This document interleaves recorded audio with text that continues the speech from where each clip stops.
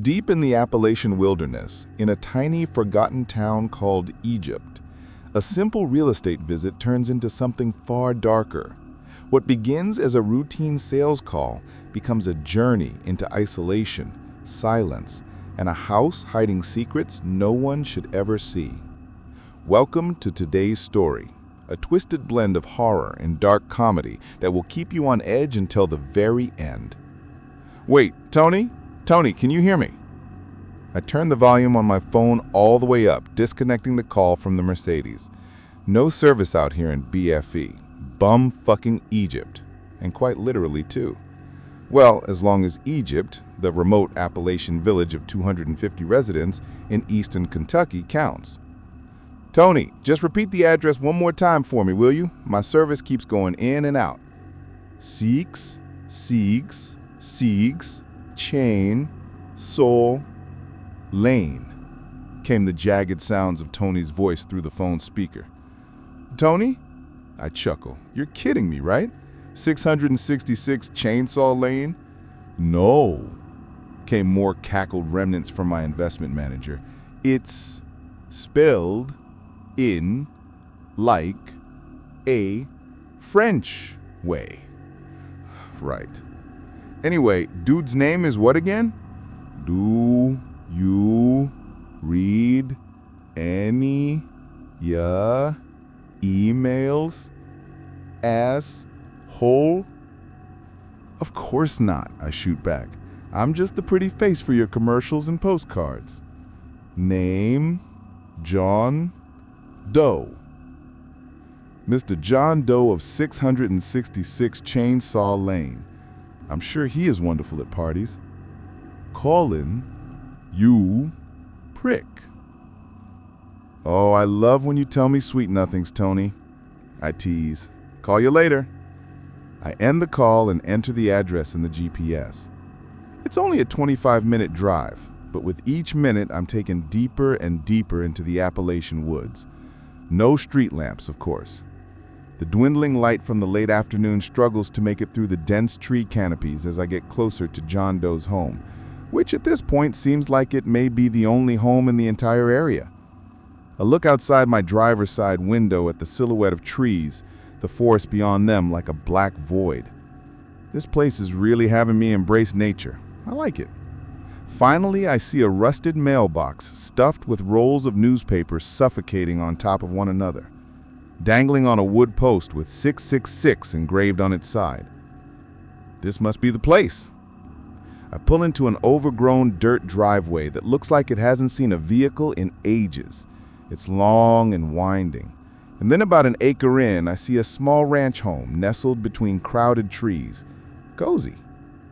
All of the timber siding is rotted, and aged 2x4s are haphazardly nailed across every window.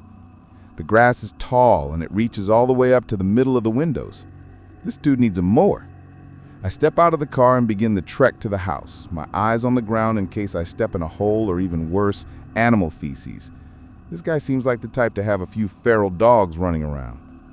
But as I head to the front door, I see something metal sticking out of the grass.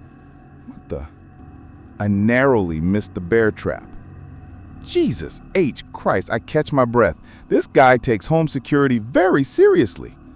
Avoiding any further booby traps, I make it to the door and give it a knock. I wait a minute or two until I hear slow, heavy steps approaching from inside the house. John Doe begins to open the door. Tree! Holy shit, these hinges need some gnarly greasing.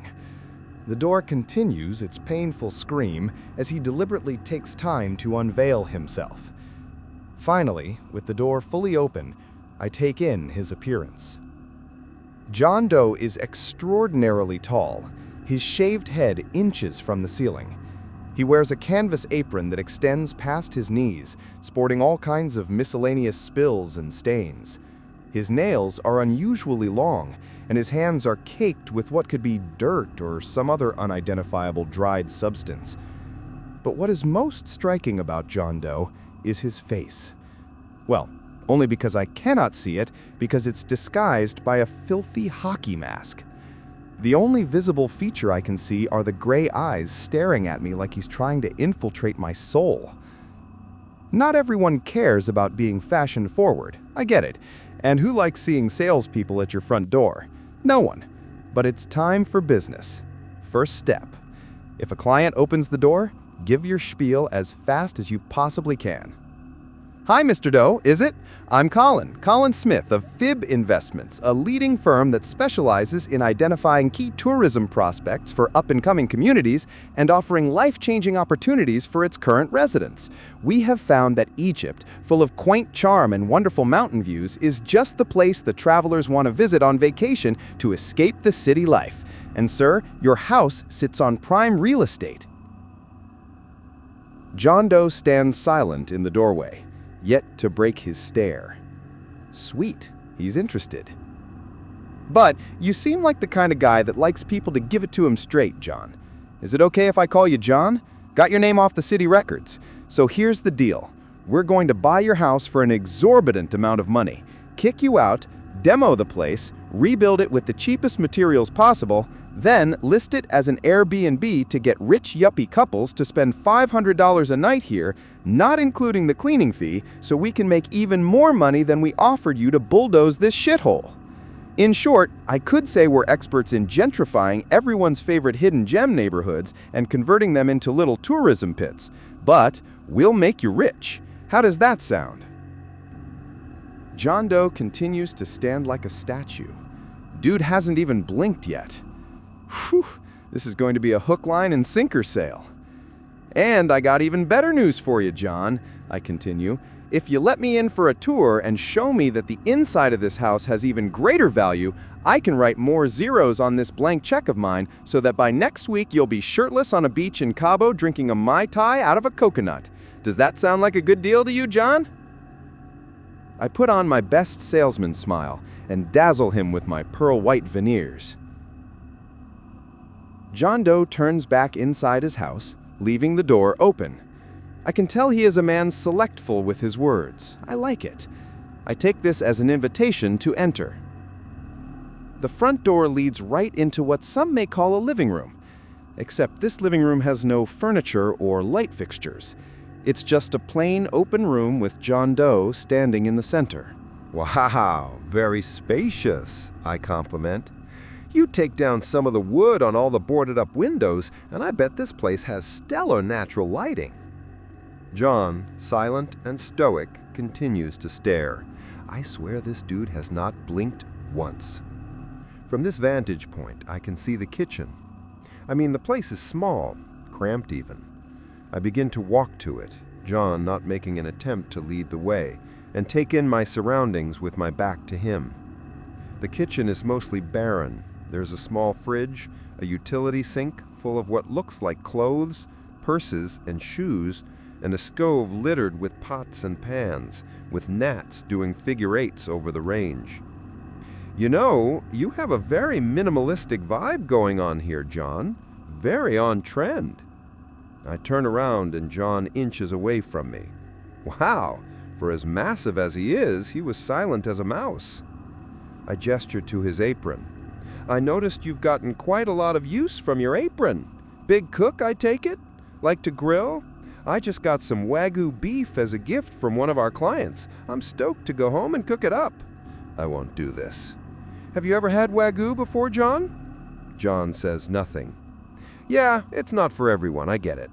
Sometimes I prefer the good old sirloin. I'm vegan. After our conversation in the kitchen, he leads me down the hall to what appears to be a bedroom. But once again, there's no furniture in it to indicate its use.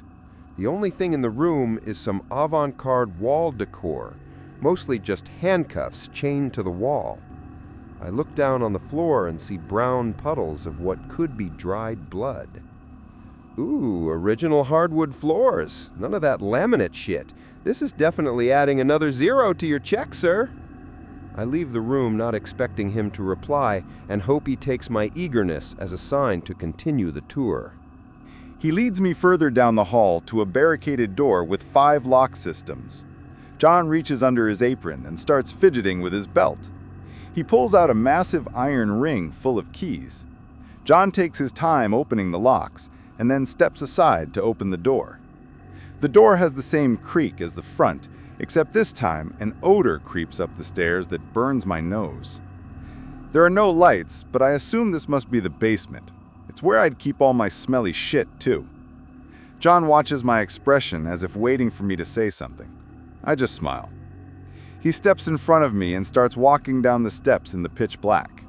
I follow him, waving my hands around trying to feel for a railing, until I hear John reach for something metal sounding. John pulls a chain, and a single light bulb flickers on as I reach the bottom step. The basement is a small box of gray concrete. There are no laundry machines or moving boxes or Christmas decorations. Just a few human bodies piled in the corner.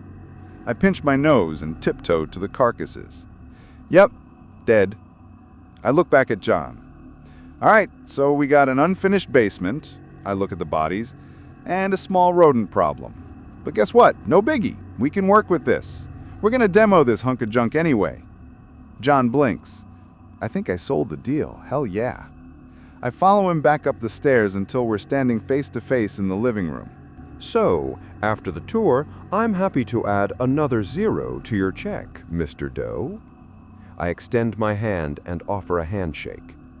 He continues his million-dollar stare. I continue anyway. Fib Investments will buy this property for $475,000. We can direct deposit this into your account in about 48 hours if you're willing to digitally sign a few papers. John blinks. Great, I'll go get my iPad out of the car. You're going to be a rich man, my friend. Congrats. After I go through all the legal mumbo-jumbo bullshit with John, and he lets me sign his signature for him, I say my goodbye and head to my car to leave. The sun is just starting to set, and I wait until I'm out of Egypt to give Tony a call. He answers after 2 rings. Collin, you have service. Cool, you're not dead. So how was it? Smooth as butter. Dude looked like he'd never seen an iPad before. Psh, boomers. But I need to tell you something. Something I saw today? I need to get it off my chest. What? What is it? Tony says hastily. I saw my future, Tony. Minimalism. I am deep cleaning my apartment when I get back, dude. I am so inspired right now. Great. So happy for you, he says, slick with sarcasm. Anyway, congrats on another sale, brother. You just made us another million richer. What can I say? I joked to Tony. I'm just really good with people. And that was Collin's unforgettable visit to John Doe's secluded home, an encounter that could have easily been his last. Even after witnessing the unthinkable, he walked away having learned the strangest lesson imaginable. If you enjoyed this story, don't forget to like, subscribe, and share the video. Stay tuned for more chilling tales coming soon.